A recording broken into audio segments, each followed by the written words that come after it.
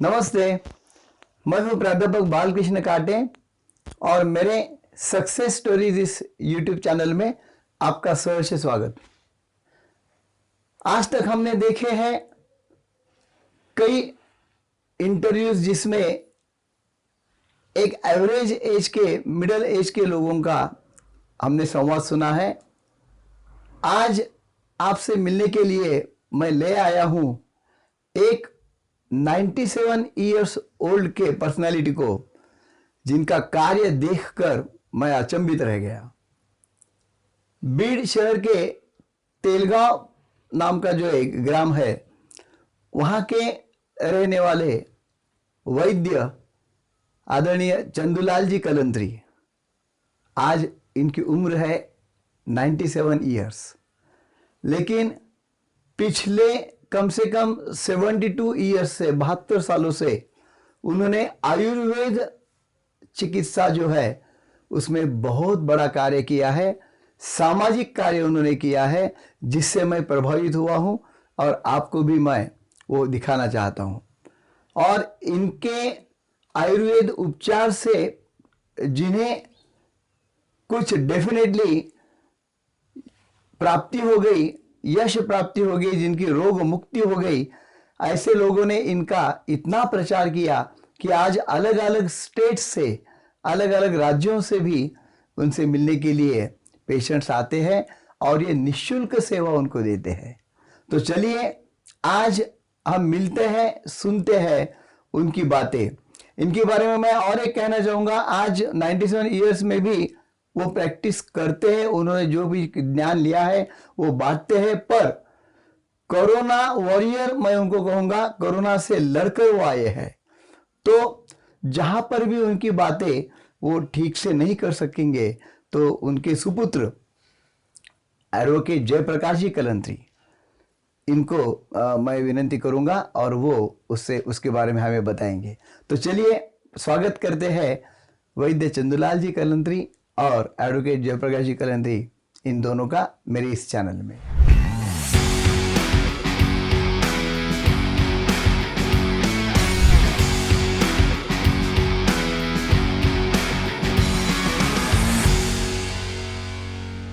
नमस्ते।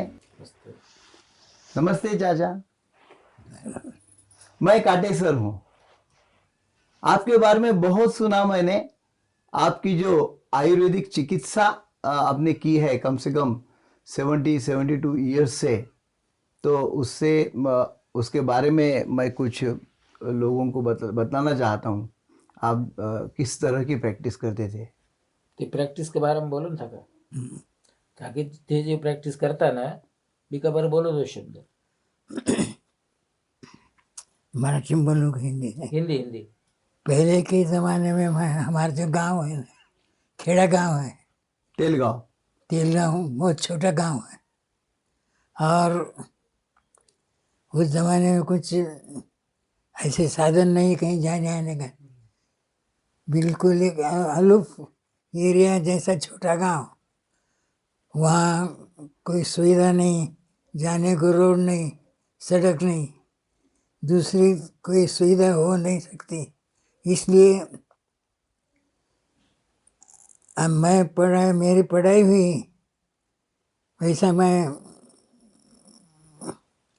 अकोला में पढ़ता था।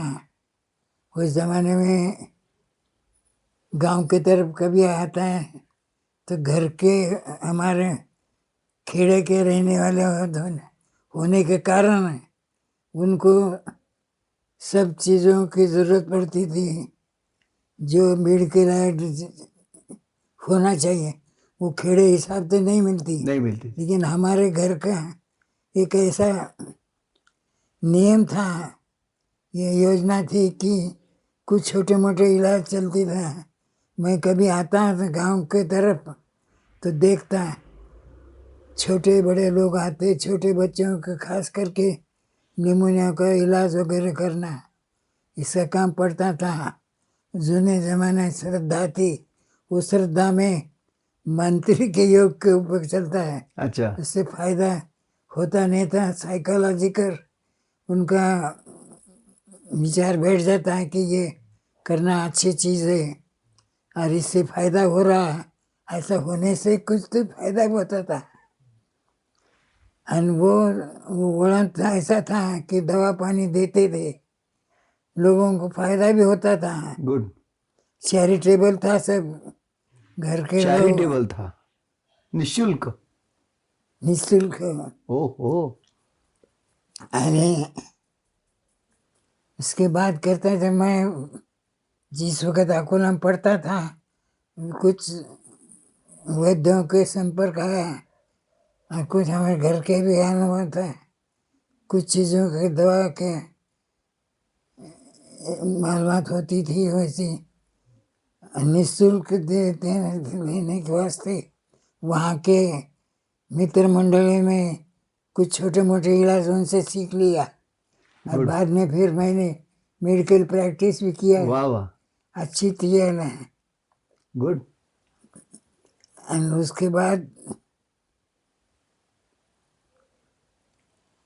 जब गांव को जब आते थे तो घर के वातावरण देख रहे थे, कोई सुविधा नहीं था कहीं जाने आने की, उसके हिसाब हम लोग को दवा देने का शुरुआत हो जाती थी और दवा देने से हमारा एक इम्प्रेसिव बैठ गया और सब चैरिटी पद्धति से काम चलता था। Very good. तो ये जयप्रकाश जी, मैं आपसे पूछना चाहूँगा, ये वहाँ पे उन्होंने ऐसा जैसा क्लिनिक बोलते हैं वैसा चालू किया था तेलगांव में? क्लिनिक चालू था, पेशेंट्स भी आते थे, गुड। दवा लेते थे, मगर उसके लिए ऐसा कोई जैसा कुछ फीस वगैरह चार्ज करना ऐसा कोई नहीं दिमाग में करते बात थे, नहीं सामाजिक कार्य किया। हाँ, चुप एलोपैथिक की दवा देते थे तो फिर फीस लेते थे, अच्छा आयुर्वेद की दवा का फीस लेते नहीं थे। अच्छा, हाँ। गुड।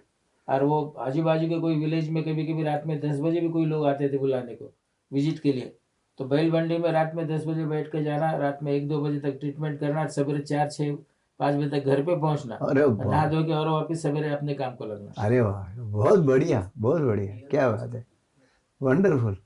और ऐसी प्रैक्टिस 70 साल, ईयर कौन सा? वो कौन से ईयर में चल रहा था ये काम? ये बात बोले तो कैसा है कि मेरी बर्थ है कुछ 58 की, हाँ, और फिर जैसा समझ के चलो ये बातें चल रही थी 19 मेरे को 70 जरा थोड़ा मतलब याद आ रहा है, 67-68 के बाद की बात है ये, उसके क्या पहले बात का तो मुझे पता नहीं है। ऐसे और बताओ। वो चल रहा था करीबन, चलो 1-2-4-5-7 साल का मुझे मालूम है क्योंकि मैं भी बाद में पढ़ाई के लिए बाहर था। सब दिवाली और धूपकाली की छुट्टी में जब हम लोग आते थे तो उस छुट्टियों में हम नज़र करते थे। फिर कॉलरा को हर साल जून महीने में गवर्नमेंट से वैक्सीन आते थे गांव में, मगर इंजेक्शन देने वाला कोई नहीं था। फिर बाबूजी कंटिन्यू 12-20 घंटे तक इंजेक्शन देते थे ओहो। लोगों को, कंटिन्यू लोग लाइन से रहते थे बैठ के। अब वो खत्म नहीं होते तो छोड़ भी नहीं सकते क्या बात गांव में, क्योंकि कॉलरा का पहले जमाने में बहुत ज्यादा ज्यादा डर था, पीने के पानी का भी जो कुछ जो शुद्धता कम थी। तो बारिश में हम हर साल बोलते तो जिसको एश्योर्ड कॉलरा आने की संभावना रहती थी, तो वो भी काम काफी करते बाबूजी थे। अच्छा करते थे। गुड। और आपका चरितार्थ का क्या था फिर? वो अभी आप निःशुल्क हमारी सेवा? खेती थी ना, खेती थी, वेरी नाइस। खेती थी। खेती में हमारे दादाजी ने 1940 और 42 के ज़माने में खेत में ऑयल इंजन बिठाया था। उसमें एक आटे की चक्की, तेल का घाना और बावड़ी पे मोटर, पानी पंप, ये ऐसे तीनों चलते थे। उस पर हमारा मेंटेनेंस होता था। हमारे खेत में दादाजी ने 1935-40 में बेंगलोर से अलग अलग आम के पेड़ लेके आए थे, जो कि साल में 2 बार फल देते थे। ऐसे पेड़ लेके आए थे क्या बात है। और हर नमूने का पेड़ हमारे खेत खेत में था वो जमाने में। और वनस्पतियां बहुत लगाई थी, क्या बात क्योंकि आयुर्वेद को लोगों को बांटने के लिए हाँ, फिर वो कहाँ से कलेक्ट करे, इसलिए अपने खुद के खेत में वनस्पति रहती क्या थी। बात। और उसके लिए वो जड़ी बूटी को फिर पीसना, ये करना, ये सब काम होते थे। क्या बात है। यानी अभी हम जो देखते हैं कितना भी पैसा कमाओ और चाहिए और चाहिए, पर ये ऐसा परिवार देखने को मिला है जहां पर हमारे चरितार्थ के लिए लगने वाला तो भगवान ने दिया है, तो अभी हमने जो ज्ञान प्राप्त किया है क्यों ना उसको बटोरे। तो उसकी सेवा में जो उन्होंने लगा दिया पूरा तन मन धन उनका, रियली अप्रिशिएबल। आजकल के ज़माने के लोगों के लिए तो ये बात सीखने की जैसी है। एक मैं कुछ सुन रहा था कि उनकी, आपने एक फेसबुक पे पोस्ट डाला था मेरे ख्याल से, अस्थमा के बारे में बाबूजी का बहुत बड़ा योगदान रहा है। अस्थमा में कैसा है कि अस्थमा एक ऐसी बीमारी है जो आयुर्वेद में उसका उपाय है, मगर एलोपैथिक और एलोपैथी में क्या होता है कि टेम्पररी रिलीफ मिलता है। तो अस्थमा के पेशेंट्स काफ़ी परेशान होते हैं। तो हमारे दादाजी ने अस्थमा का एक जड़ी बूटी का दवा का वितरण चालू किया था। बाद में वही काम बाबूजी ने जो चालू किया है। तो इतने दिन क्या था, कम्युनिकेशन ज़्यादा नहीं रहने की वजह से काफ़ी लोगों को मालूम नहीं पड़ता था। आज ये फेसबुक बोलो या तुम्हारा व्हाट्सएप ग्रुप बोलो और ये न्यूज़पेपर्स बोलो, इससे ये काफ़ी लोगों को मालूमात हो रही है, क्योंकि ये दवा सिर्फ साल में एक बार कोजागिरी पूर्णिमा का दिन दी जाती है। अभी कुछ बोलते जैसे आंध्र प्रदेश बोलो, कर्नाटक बोलो देते हैं मछली का, और नहीं, ये अपने महाराष्ट्र, यहाँ ऐसे कम से कम 20 सेंटर्स पे बाबूजी के दवा का निःशुल्क वितरण किया जाता है। और वहाँ के कार्यकर्ता ये दवा एकदम जैसा उनको एक सौभाग्य मिला है उनको कोई सेवा करने का, ऐसा समझ के वो लोग भी वहाँ अच्छा काम करते हैं। हम लोग भी, कोई दूर का आदमी हमको फ़ोन पे संपर्क करे तो हम यहाँ से कोरियर से उनको वो दवा पहुँचा देते हैं। हर चीज़ का खर्चा तो हम लोग ही उठाते हैं। कभी सामने वाले से हम कोई अपेक्षा नहीं रखते सिवाय आशीर्वाद के। इस दवा के कुछ साइड इफेक्ट के कुछ परिणाम? नहीं, एक प्योरली आयुर्वेद की दवा होने की वजह से कोई साइड इफेक्ट नहीं है। अच्छा। और उसका 3 साल कंटिन्यू लिया तो ऑटोमेटिक समझ लेना कि अस्थमा दूर हो जाता है। Good, very good. एक आधा दूसरा पेशेंट में कैसा है कि उसकी जो तबीयत है उसके अनुसार उन अनुसार है, कभी कभी एक आध दूसरा कम ज़्यादा रिजल्ट को टाइम भी लग सकता है, मगर ज़्यादातर ऐसा होता ही है। तो लोगों की भीड़ रहती है वहाँ पे? भीड़ बोले तो कैसा हो जाता है, हमने सेंटर्स बना दिए है तो जहाँ के वहाँ के लोकल के कार्यकर्ता उस पेशेंट्स के जो है नाम वगैरह लिखना करना, लिस्ट लगाना वगैरह, ये सब चीज़ें वो अब अपने लेवल पे कर लेते हैं। हम लोगों के पास बाद में रिक्वेस्ट करते हैं कि भाई हमारे पास इतने रजिस्ट्रेशन आए हैं, ये है वो है, तो हम लोग फिर जैसा बाय हैंड बोलो या कोरियर से बोलो, जैसे भी हो उनको दवा पहुंचा देते हैं।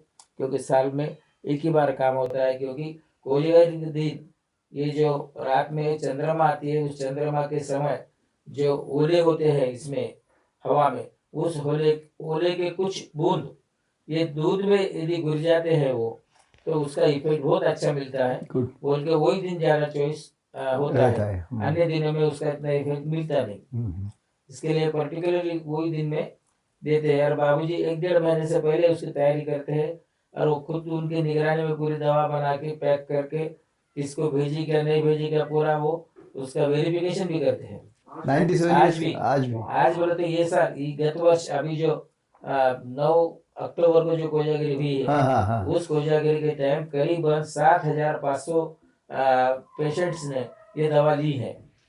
ओहो, वंडरफुल। और उसकी पुड़िया बाबूजी ने भी बनाई?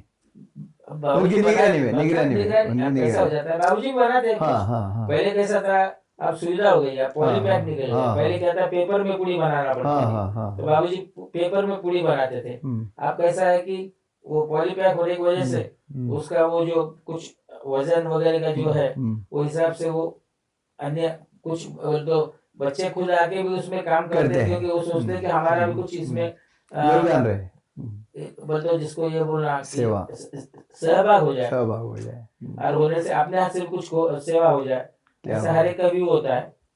यहाँ पर्टिकुलरली डॉक्टर चरका है गणेश जी, उनके पास की जो मशीनरी है उस मशीनरी में वो पूरी दवा पीस के देते हैं हम लोगों को। इसके पूर्व डॉक्टर शिव प्रसाद जी चरका ये भी देते थे। अच्छा। उन्होंने बहुत चरका फैमिली का बहुत अच्छा कोऑपरेशन है हमको। वो कभी भी हमने उनके पास कुछ काम बोला तो वो कर देते। गुड।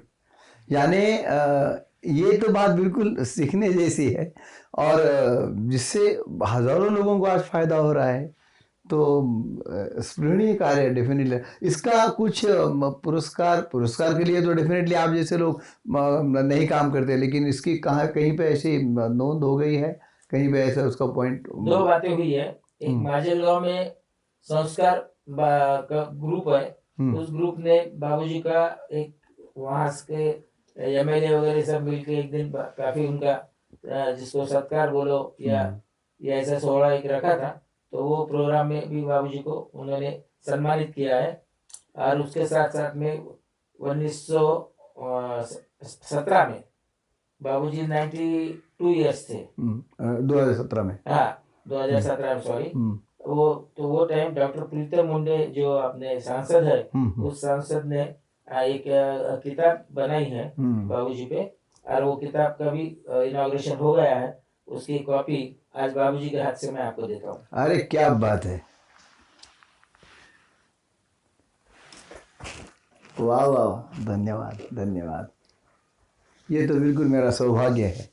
इस किताब का विशिष्ट ऐसा है कि इसकी जो इंट्रोडक्शन है, प्रस्तावना, इसमें राजस्थान से हम लोग जो आए और आके यहाँ कैसे बोलते हो, हमने महाराष्ट्र में रहे, पिछले 200 साल का इतिहास का भी कुछ विवरण है। अच्छा। मेरे दादाजी ये वकालत करते थे निजाम स्टेट में, हैदराबाद में, और निजाम ने उनको राय ये पदवी दी थी, तो इसलिए उनको राय जगन्नाथ वकील बोलते थे।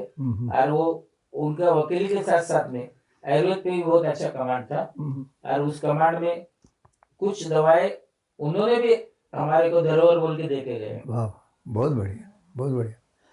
तो चंदूलाल जी कलंत्री, मैं बहुत ही छोटा हूँ, आपने जो कार्य किया है बहुत ही महान कार्य किया है, और ऐसे सुपुत्र जयप्रकाश जी और मेरे ख्याल से आपके परिवार में जॉइंट फैमिली का जो एक नींव उन्होंने रखा है वो भी बहुत स्पृहणीय है। तो इन सारी चीज़ों से हम डेफिनेटली कुछ प्रेरणा लेके जाएंगे। तो आज इतनी बड़ी उम्र में हमने उनको तकलीफ़ दी है, हमने उन्हें ऐसा एक जिसको बोलते हैं इंटरव्यू के लिए मैं उनको सामने ले आना चाहता था एक्चुअली, तो उनको मैंने थोड़ा आज ट्रबल किया है ऐसा मुझे लगता है, तो इसके लिए माफ़ी चाहता हूँ। लेकिन आपने मेरे सक्सेस स्टोरीज चैनल के लिए जो अपना कीमती समय दिया, उसके लिए मैं आपका धन्यवाद कहता हूँ। जयप्रकाश जी, आपने भी बहुमूल्य टाइम हमको दिया, तो डेफिनेटली आपका भी मैं धन्यवाद कहता हूँ। और मेरे इस वीडियो को आपको अगर पसंद आया होगा तो डेफिनेटली आप लाइक करो, शेयर करो, और मेरे सक्सेस स्टोरीज इस चैनल को डेफिनेटली सब्सक्राइब करो। धन्यवाद।